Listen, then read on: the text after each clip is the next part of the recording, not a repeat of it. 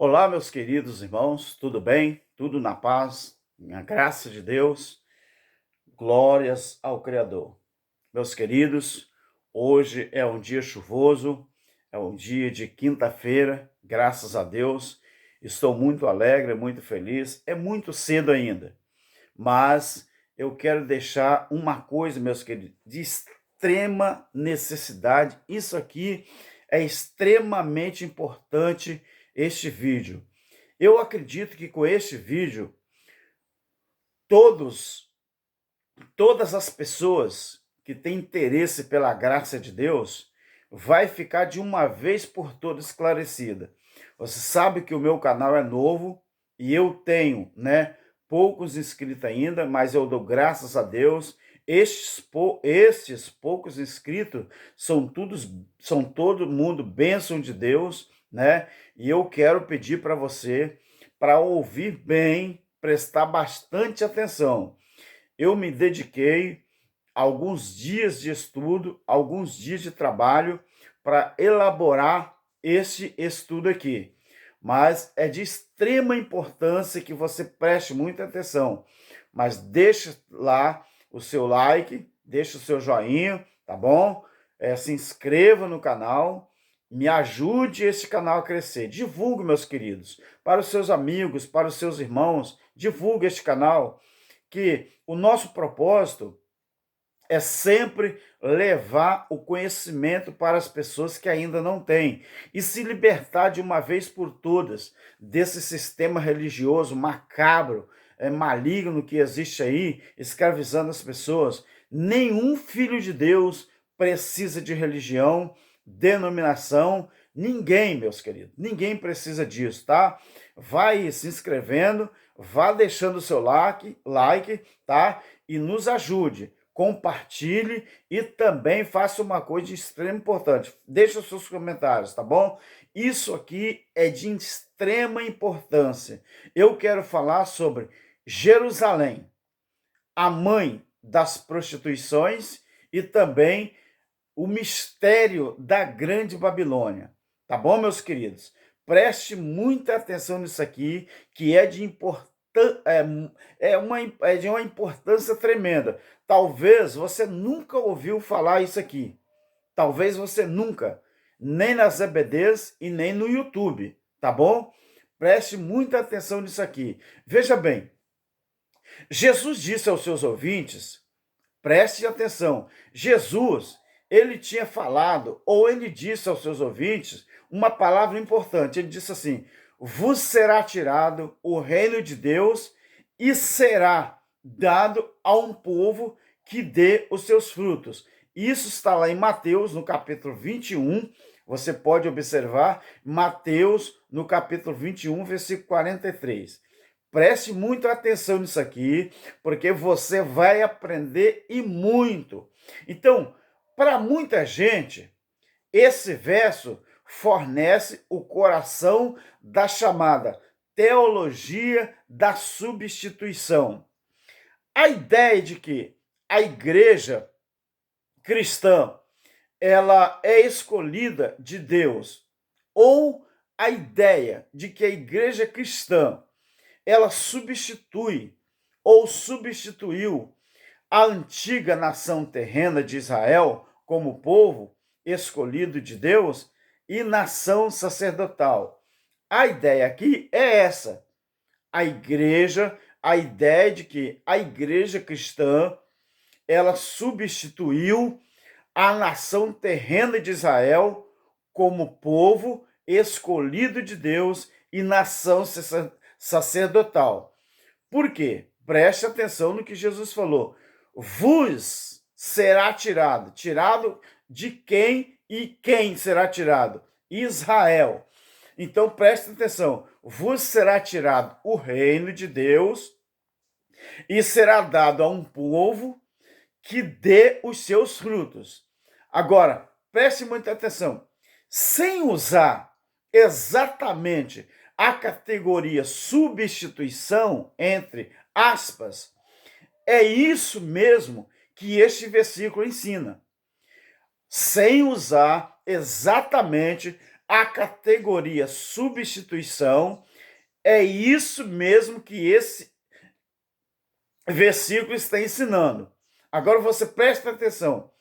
Isto não significa que o povo judeu jamais poderá experimentar a graça de Deus, mas significa simplesmente que o antigo modo judaico do testemunho e da obra de Deus na terra, o ritual do sistema do templo do Antigo Testamento estava sendo abolido. Você me entendeu? Então, o que acontece? E por que estava sendo abolido? Porque nunca foi destinado a ser permanente, mas somente um símbolo que apontava para a realidade de Jesus Cristo, o verdadeiro templo, o verdadeiro Emanuel. Então, aqueles judeus que rejeitaram o verdadeiro templo e insistiram no apego às tradições do Antigo Testamento, estavam com isso cometendo idolatria tão grave como qualquer ritual pagão. Então, o reino estava movendo-se a caminho de seu cumprimento pleno. E aqueles que recusaram abraçar este cumprimento encontraram-se a si mesmos privados do verdadeiro reino que seria tirado deles e dado aos discípulos do verdadeiro povo de Deus. Isto é, entenderam, meus queridos? Entenderam? Então, quer dizer, aquelas pessoas, aquele reino, ele estava se movendo a caminho do seu cumprimento. Então, do cumprimento pleno, né? Aquele reino, ele estava se movendo a caminho de um cumprimento pleno. Então, o que acontece? Aqueles que recusaram abraçar este verdadeiro reino, que seria tirado deles e dado aos discípulos do verdadeiro Deus, eles não estavam fazendo a coisa certa. Na verdade, eles não estavam entendendo a mudança que estava acontecendo em Israel. Entendeu? Então, Jesus, ele denunciou os mestres da antiga tradição judaica que conduziam o caminho da oposição ao próprio Jesus. Então, Jesus, ele denunciou os mestres da antiga tradição que conduziam o caminho da oposição ao próprio Jesus. Então, esses caras, quem era? Eram os fariseus, e a denúncia de Cristo contra eles aparece lá em Mateus, no capítulo 23. Vai vendo que vai começando a ter uma mudança, partindo do pressuposto ou desse princípio de Mateus 21, 43. Então, você observa isso aqui, meus queridos. Então, esses caras eram os fariseus, e a denúncia de Cristo contra eles aparece lá em Mateus, no capítulo 23. Você pode olhar lá que está escrito. Então, existem também muitas outras passagens da Bíblia com relação a isso. Meu querido, ouça até o final e você vai aprender muito nesse vídeo. Eu tive um pouquinho de trabalho, mas satisfatório para estudar esse tema, para depois jogar aqui, para todos nós aprendermos. Então, o que acontece? Essas denúncias, elas se estendem a toda a cidade terrena de Jerusalém, do qual eles, os fariseus, né, eram representantes em sua incredulidade. Agora, Jesus concluiu com a predição de que Jerusalém cairia, pois ela era responsável por todo o sangue justo que foi derramado sobre a terra, e era a cidade que maltratava. Ela era a cidade que maltratava os profetas. Mateus, capítulo 23, do verso 35 ao 37, você vai encontrar isso. Então, meus queridos, nós podemos observar que essa Jerusalém, a mãe das prostituições, os seus dias estavam chegando.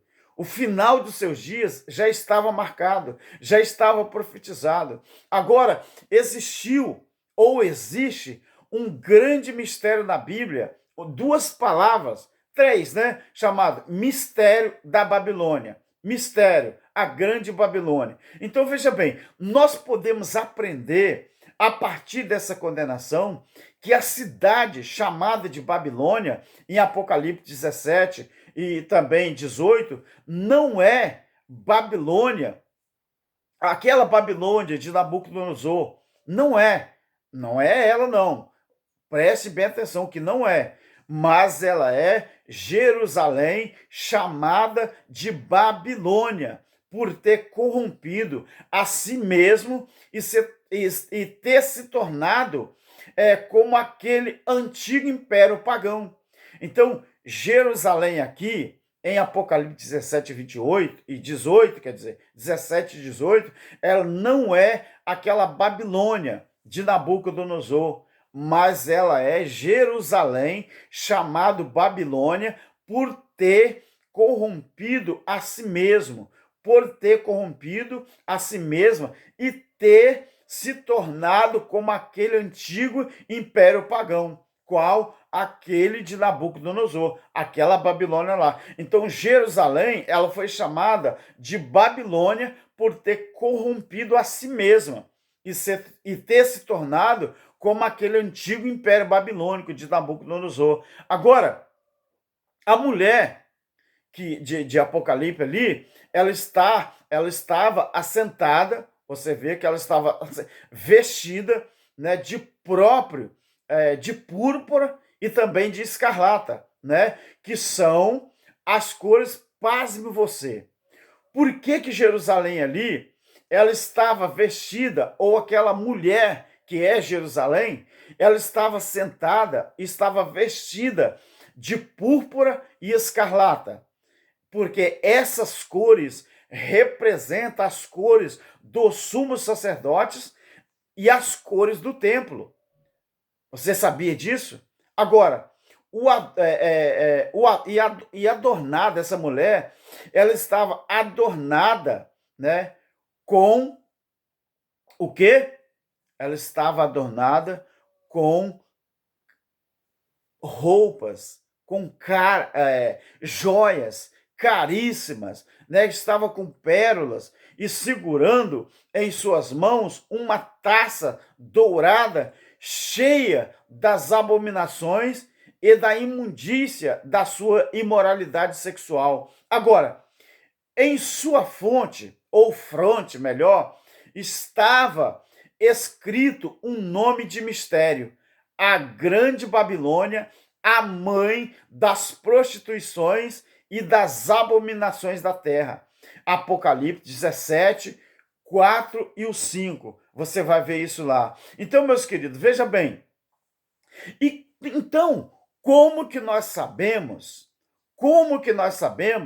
que esse blasfemo mistério, esse nome blasfemo de mistério, então como que nós sabemos que realmente era da prostituta babilônica, é de fato Jerusalém? Como que nós sabemos que esse nome blasfemo mistério da prostituta babilônica é de fato Jerusalém? Por ela ser declarada culpada do crime exclusivo que Jesus anteriormente atribui a Jerusalém.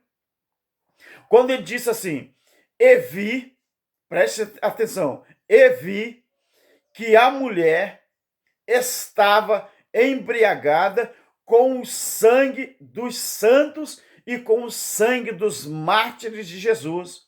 Agora, existe um forte anjo nessa passagem.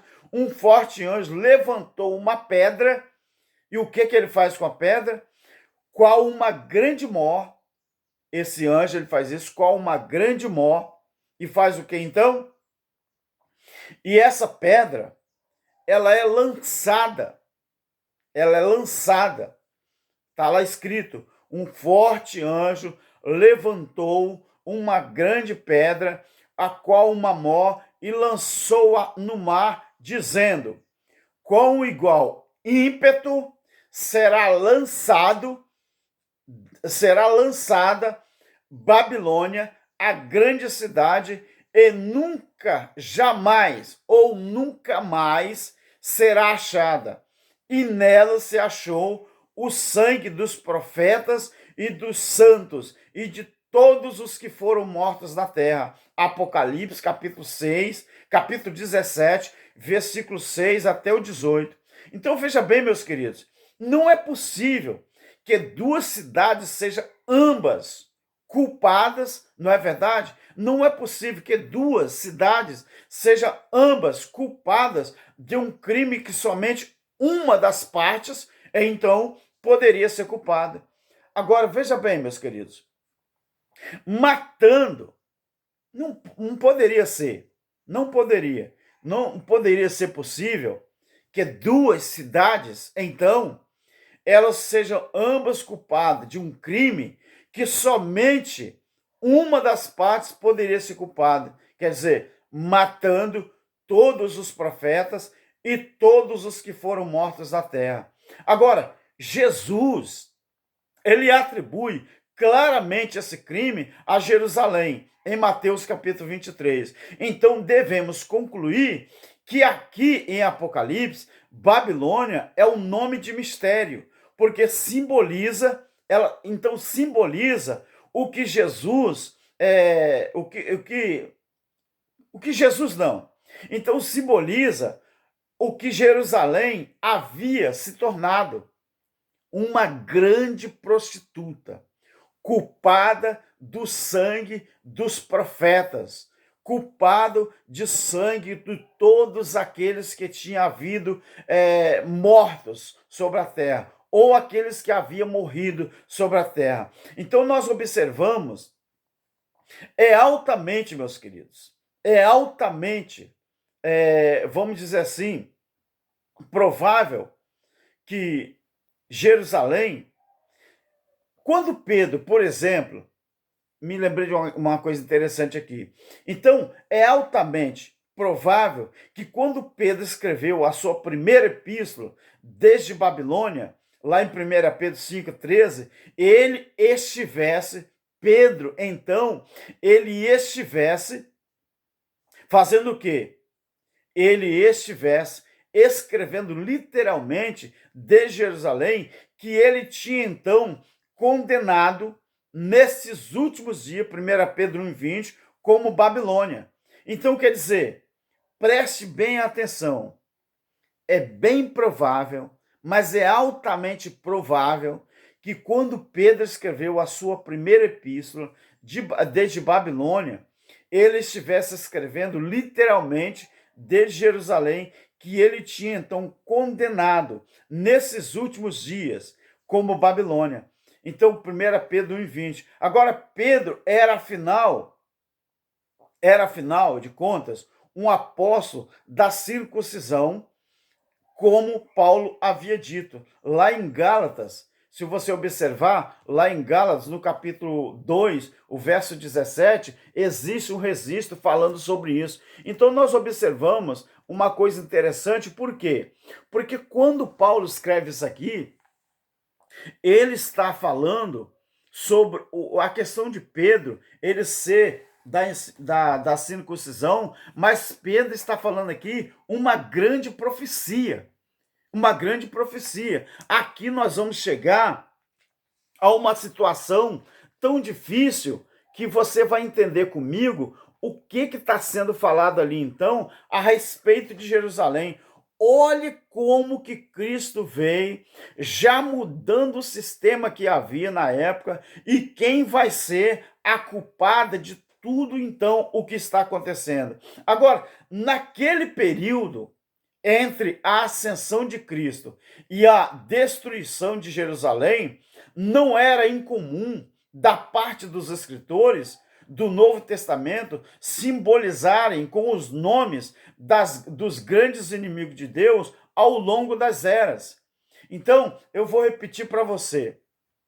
Naquele período, preste muita atenção, entre a ascensão de Cristo e a destruição de Jerusalém, não era incomum da parte dos escritores do Novo Testamento simbolizarem com os nomes dos grandes inimigos de Deus ao longo das eras. Assim, Apocalipse fala da grande cidade onde o Senhor foi crucificado.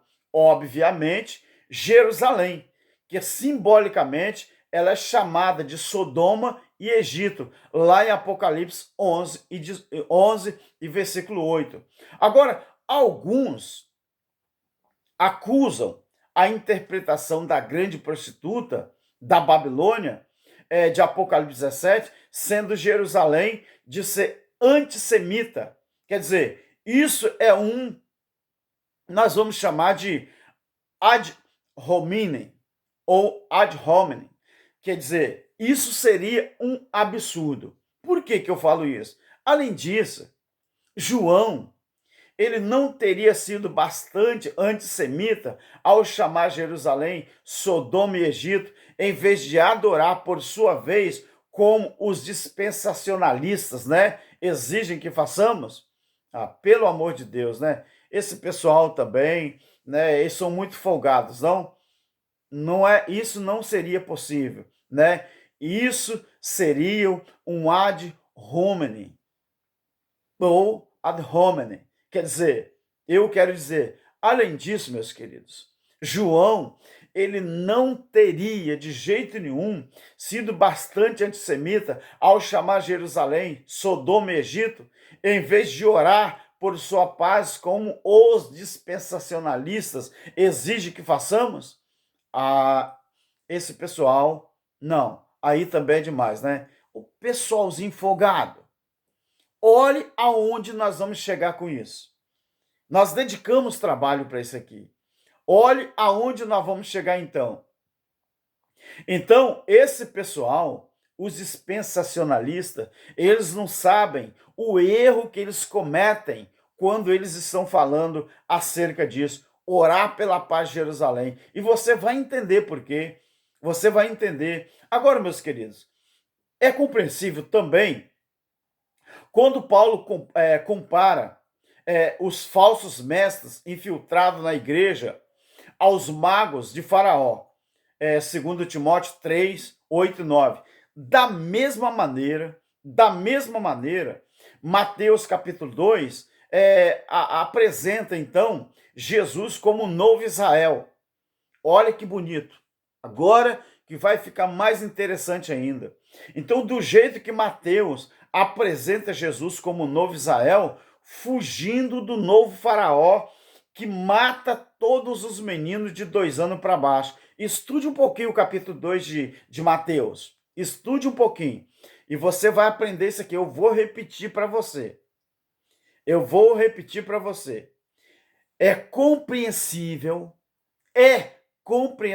não incompreensível, é compreensível que aconteça aqui no capítulo 2 de Mateus. É compreensível que quando Paulo ele compara os falsos mestres infiltrados na igreja aos magos de Faraó, 2 Timóteo 3, 8 e 9, da mesma maneira, Mateus, no capítulo 2, apresenta Jesus como o novo Israel, fugindo do novo faraó, que mata todos os meninos de 2 anos para baixo, salvo a inversão dos papéis.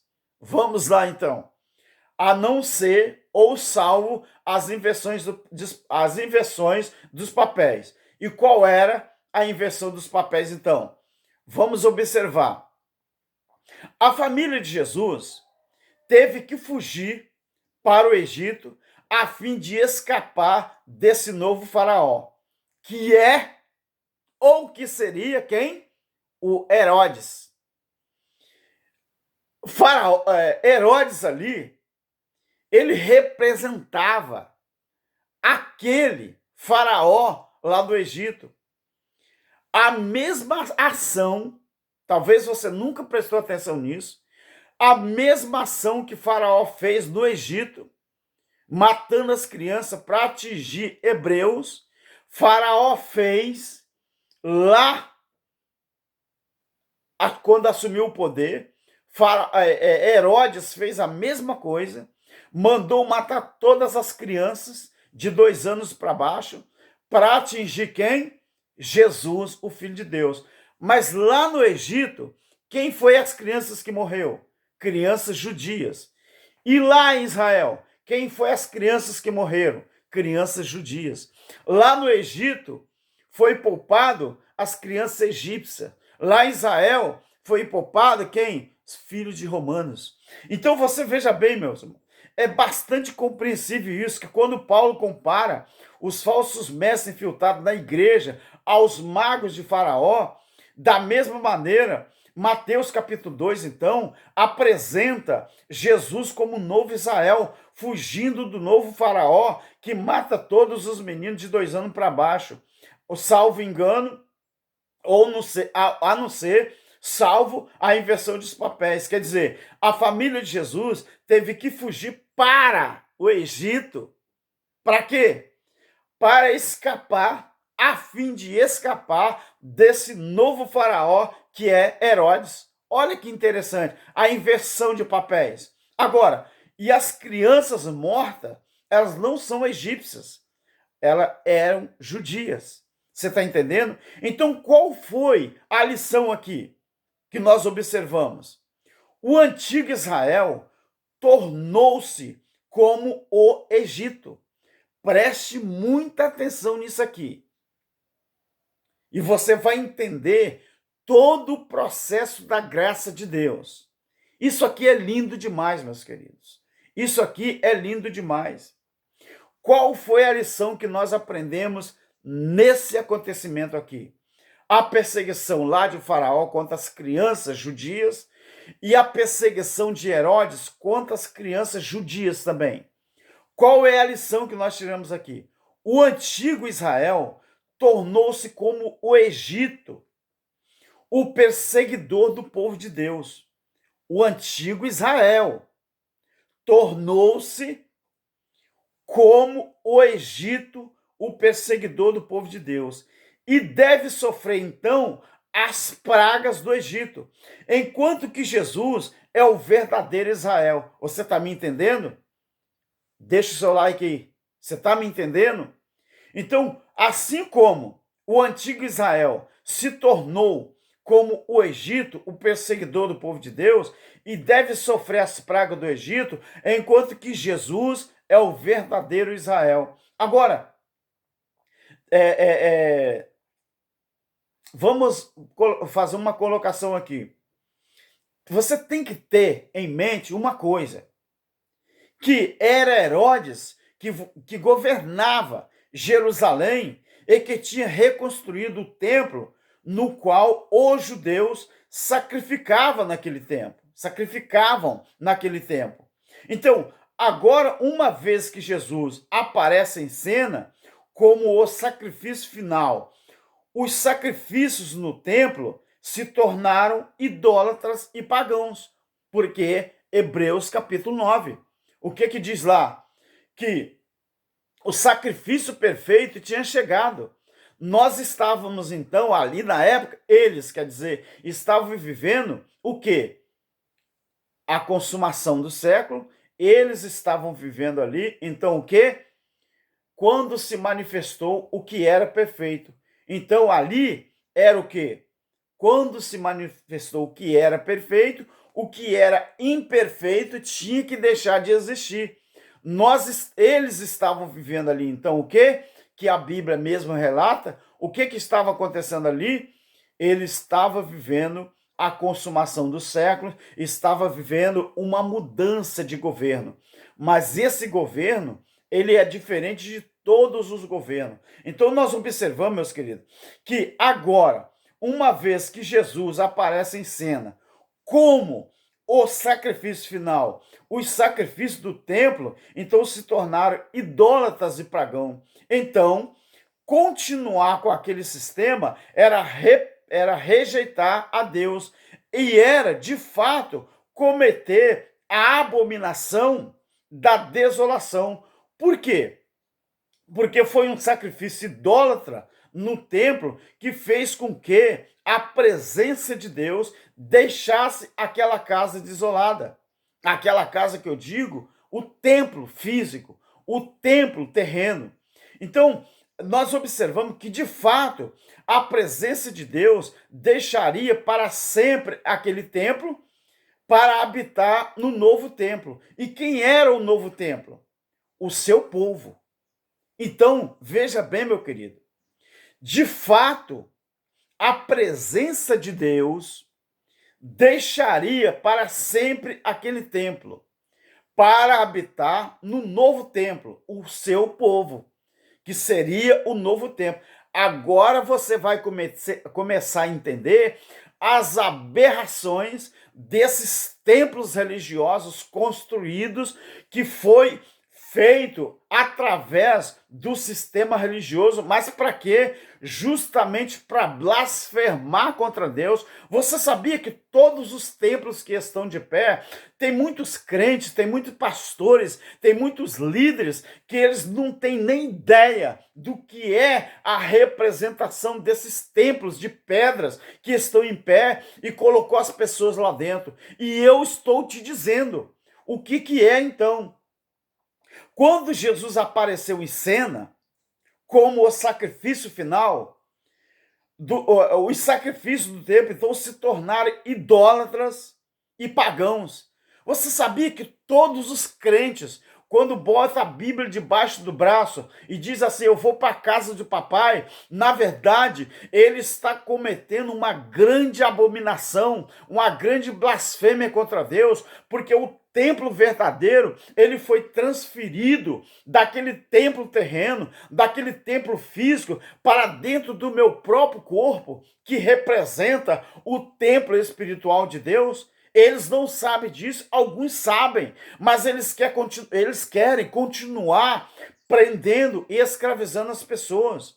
Então, a presença de Deus, a presença do Criador, ela deixou, nessa época, ela deixou para sempre aquele templo físico, para habitar no novo templo, que é o seu povo, o povo da graça, o povo que acreditou que o sacrifício perfeito é Cristo. Então, veja bem, meus queridos, isso aconteceu no dia de Pentecoste, quando foi feito a transição de governo, quando foi feita a transição de templo. Então isso aconteceu, poucas pessoas observam por que houve o Pentecoste, por que houve aquela manifestação. Então, no dia de Pentecoste, isso aconteceu. Quer dizer, dentro de uma geração, a nação idólatra e adúltera, o grande templo prostituta em Jerusalém, sofreu o golpe final de Deus. Eu vou repetir para você.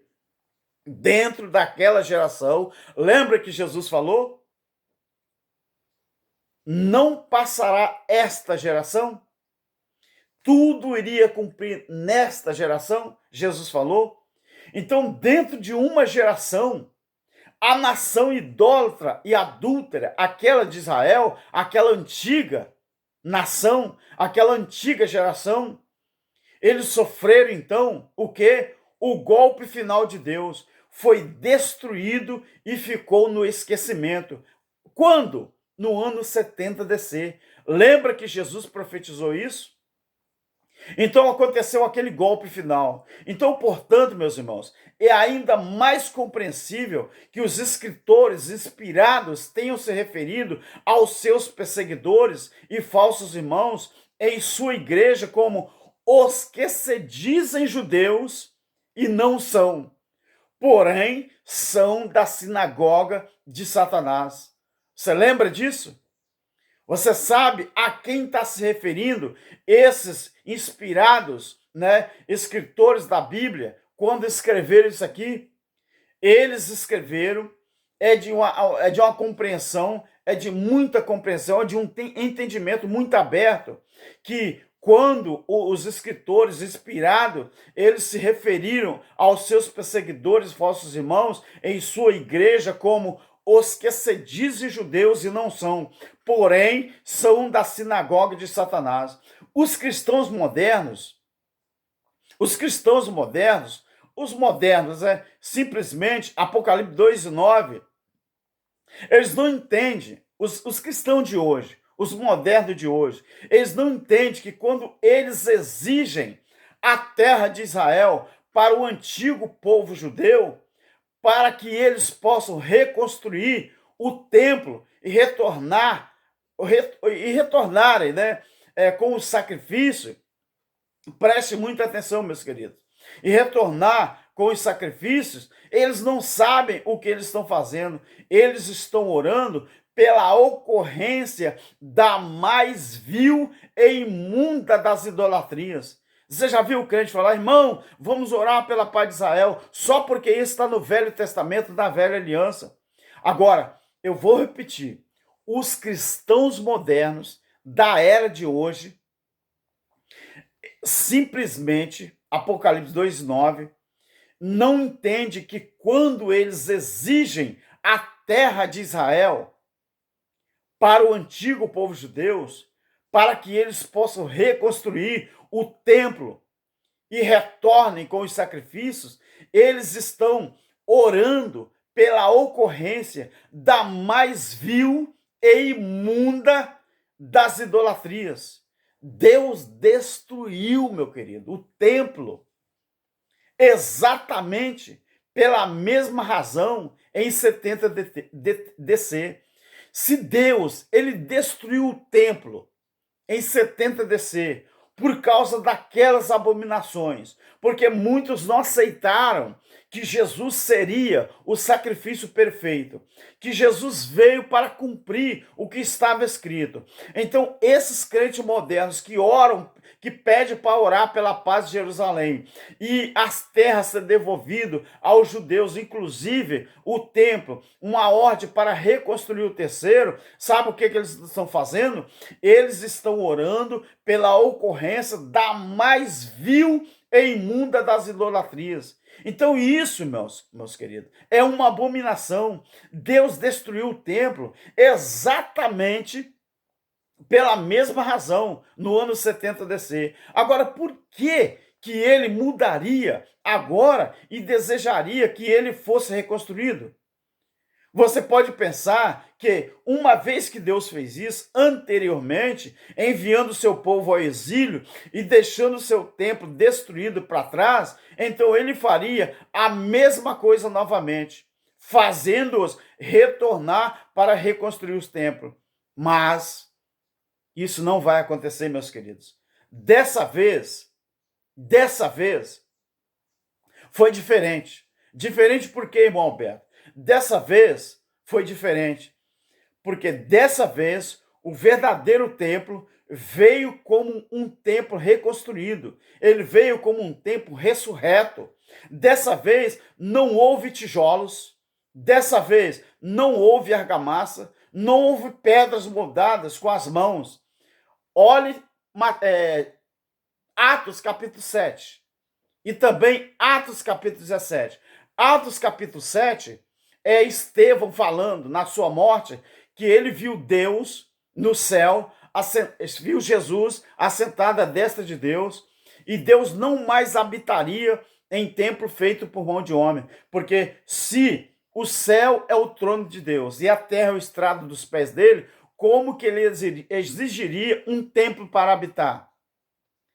Lá em Atos 17, Paulo prega aos atenienses a mesma coisa. Paulo falou, olha, o Deus que eu prego a vocês, ele não habita em templo feito por mão de homens, e nem é servido por mão de homens. Você está entendendo por que o templo deveria cair, aquele templo físico, mas reconstruíram tudo de novo, através do imperador Constantino.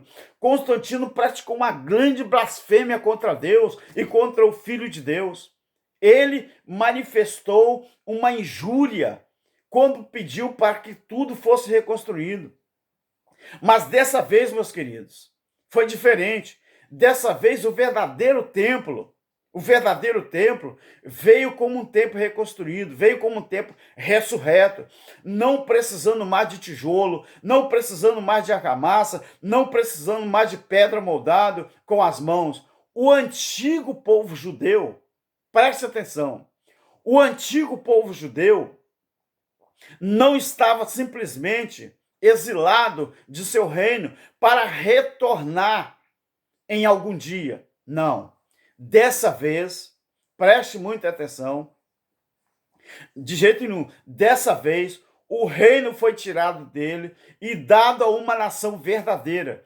Cristo criou, então, uma nova noiva, porque Cristo desejaria retornar para a prostituta que ele deixou de lado e divorciou quando ele tem uma nova noiva. E outra coisa, como que Cristo iria, como que ele teria o desejo de retornar, como que ele iria querer retornar para uma prostituta que ele deixou de lado, ele se divorciou dela, que é Jerusalém, que é Israel. Como que ele gostaria, ou como que ele mudaria de ideia e queria retornar para essa prostituta? Essa ele deixou de lado, essa ele divorciou dela. Agora, como que ele desejaria isso se ele tem uma nova noiva, uma noiva pura, que desce do céu, livre de idolatria? Como?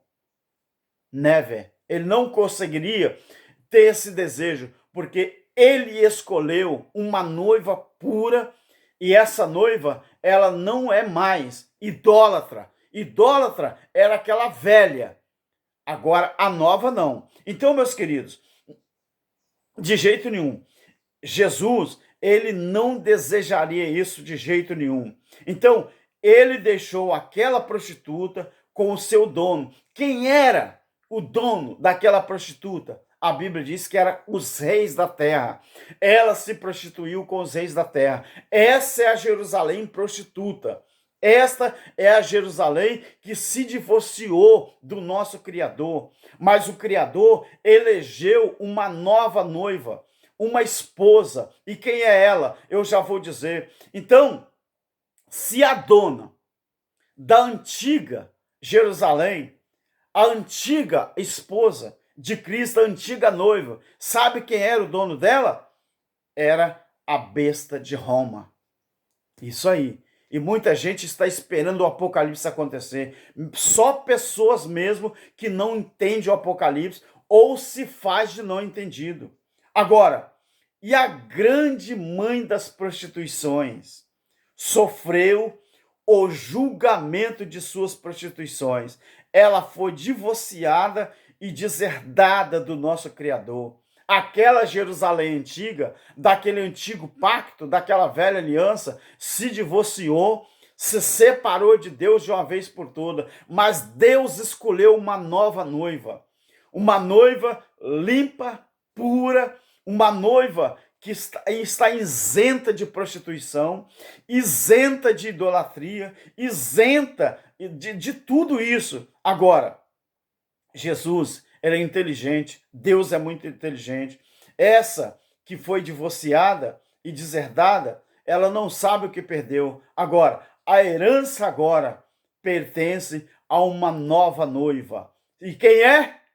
A igreja pura, a imaculada, aquela que está no Apocalipse capítulo 21, Apocalipse capítulo 22. Então, meu querido, agora esta herança, todas aquelas heranças, desde o início do Gênesis até o final no Apocalipse, isso aqui, meu querido, de Gênesis a Apocalipse, é uma história que foi contada para nós aprender como que aconteceu então todos os aions, todos a mudança de governo, as mudanças de governo, a mudança de sistema. Então, meu querido, eu vou repetir.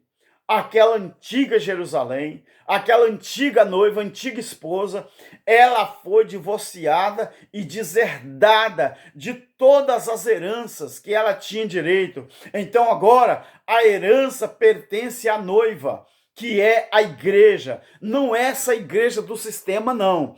A igreja pura, a igreja que não se idolatrou por templo religioso, a igreja que não se idolatra por mentiras, por doutrinas falsas, por pregações que acontecem nos templos evangélicos para enganar, para manipular as pessoas. Isso que eu falei nesse vídeo é tudo o que aconteceu. Você viu como que foi o começo do processo? E você viu o que resultou o final desse processo?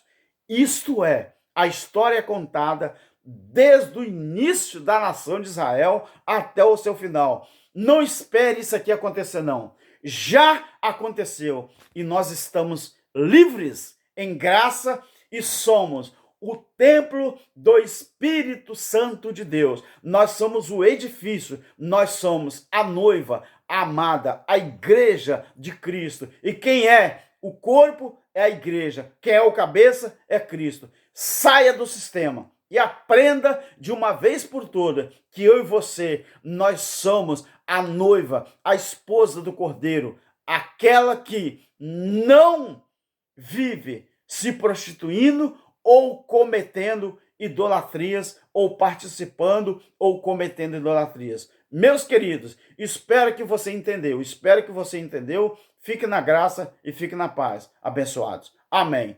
E olha, não se esqueça de deixar o seu like e também se inscrever no nosso canal, tá bom? Fique na paz e até aqui, até o próximo vídeo. Amém.